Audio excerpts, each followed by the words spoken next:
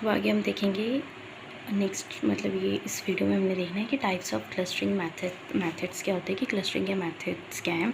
तो मेथड्स अगर देखिए तो फर्स्ट हमने थोड़ी डेफिनेशन देनी है, देन उसके बाद हमारे पास कुछ पॉइंट्स आते हैं, जैसे partitioning, clustering, density based clustering और हायरार्किकल क्लस्टरिंग, राइट। तो उसके बाद हमने पार्टीशन मतलब थोड़ा एक्सप्लेन करना है, थोड़ा करेंगे, एंड देन उसके बाद हमने डेंसिटी बेस्ड कर देनी है, कि वो भी थोड़ी सी डेफिनेशन देंगे।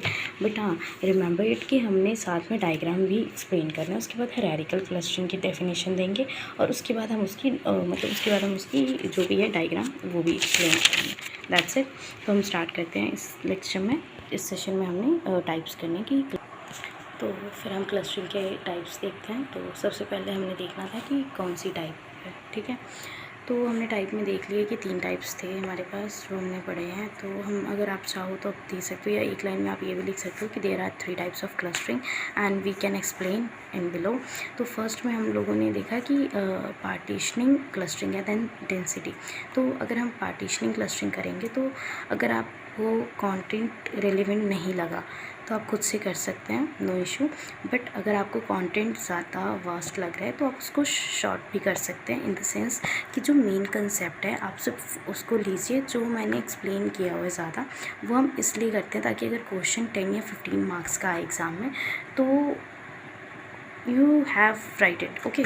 तो हम आगे देखते हैं कि it is a type of clustering that divide the data into a non-hierarchical group, right? It is also known as centroid based method. The most common example of partition clustering is the k-means clustering algorithm. In this type, the database is divided into the set of k groups, where k is used to define the number of predefined groups. The cluster set is created in the such as a way that the distance between the data points of one cluster is minimum as compared to the another cluster centroid. और ये इस मतलब साथ में हम ये इसलिए बोलते हैं ताकि हम एक बार में ये ख़त्म करने के बाद फिर हम उसको अच्छे से ना एक्सप्लेन कर सकें, दैट्स इट। अगर ज़्यादा फास्ट लग रहा है तो आप वीडियो को स्लो भी कर सकते हैं, ठीक है। तो हमने पार्टीशन क्लस्टरिंग में यही देखा भी कि जैसे कि पार्टीशन क्लस्टरिंग है, वो कह रहे हैं कि ये एक टाइप का क्लस्टरिंग है जो डिवाइड करता है डेटा को हायरार्किकल ग्रुप में। समझ रहे हो हायरार्किकल ग्रुप का क्या मतलब है यहाँ पे? लाइक समझो, ये थी ए है, आपने इसको डिवाइड करना है, ए को नहीं डिवाइड करेंगे, ए के पार्ट्स बनाने। तो यहाँ पे बी हो जाएगा, यहाँ पे सी हो जाएगा, तो इसको हम हायरार्किकल बोलते हैं, ठीक है। तो ये चीज़ होगी। उसके बाद हम कहाँ पे थे? हाँ, तो हमने बोला कि इस चीज़ को सेंट्रॉइड भी बोलते हैं। हमने यहाँ पे ये क्यों यूज़ किया, सेंट्रॉइड कहा गया? It's also known as centroid based method, इसलिए क्योंकि आप इसको पार्टीशन करते हो, लेकिन इन दोनों का पार्टीशन भी कब होता है? जब आपके सेंटर में कुछ हो तब। अगर आपके सेंटर में कुछ भी नहीं है तो इनका पार्टीशन पॉसिबल नहीं है, that's it. The most common example of partitioning clustering is के। अब इसमें इन्होंने एग्जांपल क्या ले ली कि मीन्स क्लस्टरिंग को एग्जांपल में उठा लो। उसके बाद उन्होंने बस वही काम है यार, कि जब आप यही चीज़ करते हो ना, तो अगर आप ये डायग्राम देखो, अगर आपको इतना ही समझ आ रहा है आप इतना लिखिए, ज़रूरी नहीं है सारा लिखना है। इतना लिखने के बाद आप यही लिखिए कि जब सेंट्रॉइड का मतलब यही है, इसमें सेंट्रॉइड का मतलब समझा रही हूँ कि जब आप कोई भी चीज़ लेते हैं तो कैसे वो चीज़ पॉसिबल। मानिए कि अगर मैंने यहाँ पे बी बना दिया, सी बना दिया, बट इसको मैं ये किससे वो, इसका रेफरेंस कौन है, ये कहाँ से बिलोंग करेंगे? तो ये ए से बिलोंग करेंगे, and A is a centre point, so we can say that A is a centroid, okay, understand. उसके बाद हम बोल सकते हैं कि इसमें के मीन्स क्लस्टरिंग, इन्होंने बोला ना कि इसको के मीन्स क्लस्टरिंग बोलते हैं।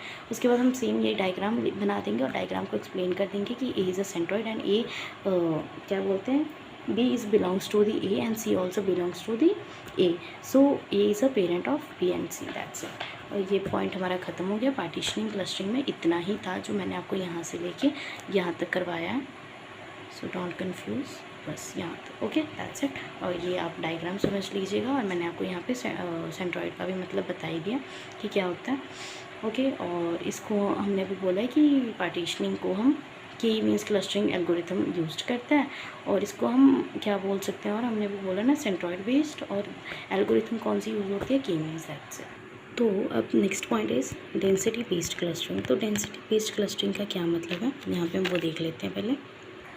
तो देखिए डेंसिटी बेस्ड क्लस्टरिंग का मतलब यहाँ पे है कि जैसे डेंसिटी सबसे पहले तो सॉरी, अब अगर हमने उस जो हमने फर्स्ट क्या पढ़ा था वहाँ पे पार्टीशनिंग ना, तो ये पार्टीशनिंग की डायग्राम है कि मतलब अगर ये नहीं बनाना नो इशू, ये बना लीजिए। हमने इसको डिवाइड कर दिया, अब कुछ क्लस्टर हमने यहाँ पे रख दिए और कुछ क्लस्टर मैंने यहाँ पे रख दिए, कुछ क्लस्टर मैंने यहाँ पे रख दिए, कुछ क्लस्टर यहाँ पे रख दिया और नाम दे दिया कि रेड, ग्रीन, ब्लू, येलो, बस ये हमने डायग्राम बना दिया। Diagram is must. उसके बाद हमने डेंसिटी बोला है, तो सबसे पहले हम आपको बताना चाहेंगे कि डेंसिटी क्या होती है। आई नो आपको पता होगा बट स्टिल फिर भी हम एक बार समझ लेते हैं कि डेंसिटी होती क्या। अब देखिए डेंसिटी का मतलब हम कहते हैं ना, वहाँ गए तो थे but mostly I think density real life में तो नहीं, बट कि हम यूज़ करते हैं ना, जब हम साइंस वगैरह पढ़ते तो डेंसिटी का यूज़ होता है ना वॉल्यूम के चैप्टर में, मास के चैप्टर में, है ना। तो डेंसिटी मीन्स मास या ह्यूज अमाउंट ऑफ डेटा, ठीक है, ह्यूज अमाउंट ऑफ डेटा, मतलब जहाँ बहुत ज़्यादा डेटा या जहाँ बहुत ज़्यादा पीपल जो भी है, ठीक है, वो हो ना, उन चीज़ को डेंसिटी बोलते हैं। जहाँ लार्ज अमाउंट में कोई चीज़ हो वहाँ पे वो ज़्यादा डेंसिटी होती है। ये बोल रहे हैं कि density based clustering method connect दी हाईली डेंस एरिया, समझ गए ना। ये देखो जहाँ डेंस एरिया होता है इनटू क्लस्टर्स एंड कहाँ गया, हम कहाँ पे थे, हाँ, and the arbitrary shaped distributed are formed as long as the dense region and be connected. The algorithm does it can be by identify different cluster in the dataset and they connect the area of high cluster densities into the cluster. The dense area in data shape are divided from each other. हाँ, ये क्या लिखा है, separate area, sparse area, sorry.